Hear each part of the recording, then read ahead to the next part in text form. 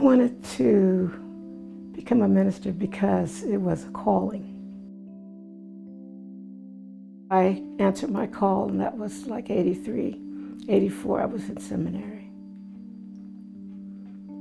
Spent those 4 years in seminary, getting a dual major, getting 2 masters, one in liturgical arts because I'm a singer, and the other in divinity so that I could combine the two. I went to Steubenville, Ohio, and it was about the same kind of congregation, African American, most uneducated, elderly. Down in Steubenville, there are hills and little towns. And there I met a woman that I fell in love with. When the people of the church found out, someone went to the bishop, called him, and went to the bishop and told him. I was hurt. I was hurt. I was afraid.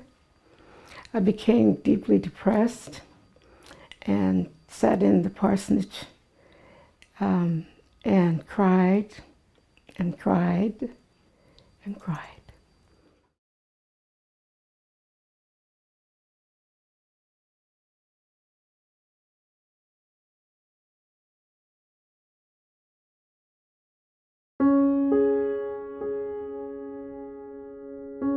I had been going to a non-denominational, very theologically and socially conservative church.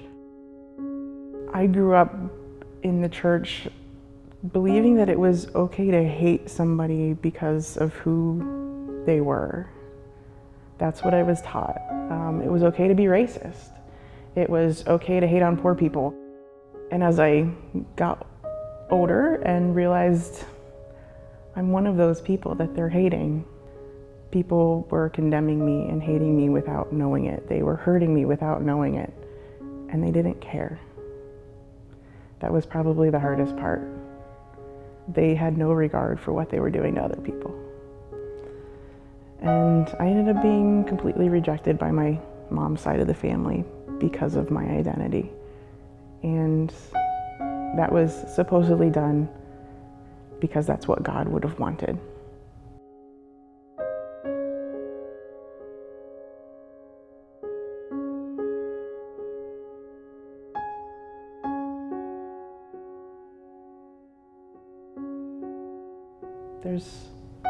I think there's a certain amount of strength for people who identify as a member of the LGBTQ community to come back into something that has hurt them so deeply.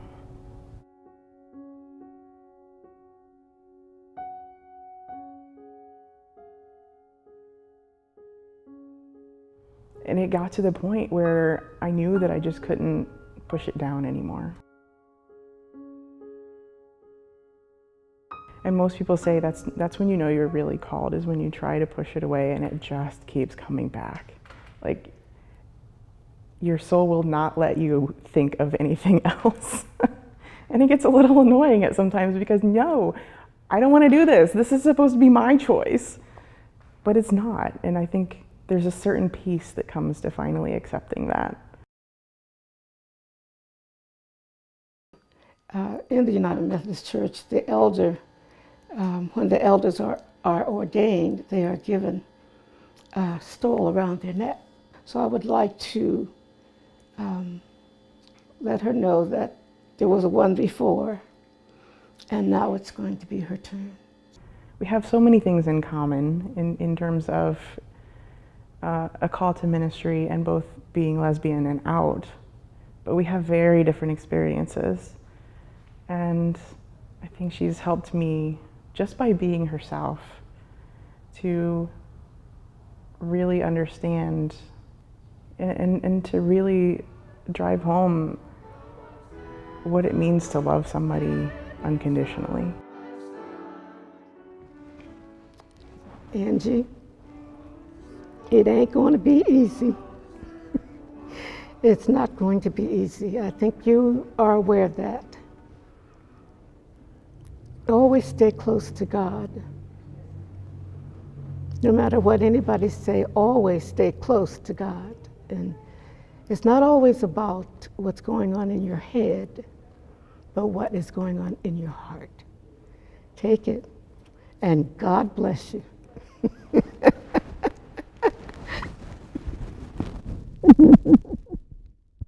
still have the roadblocks for the actual ordination process, but those are human-made constructs. It doesn't change a call to ministry. And I may just be a footnote in somebody's story somewhere along the way, but it's there. Every person who tries, every person who answers that call and says, we are here too, it helps us understand what the kingdom is really supposed to look like.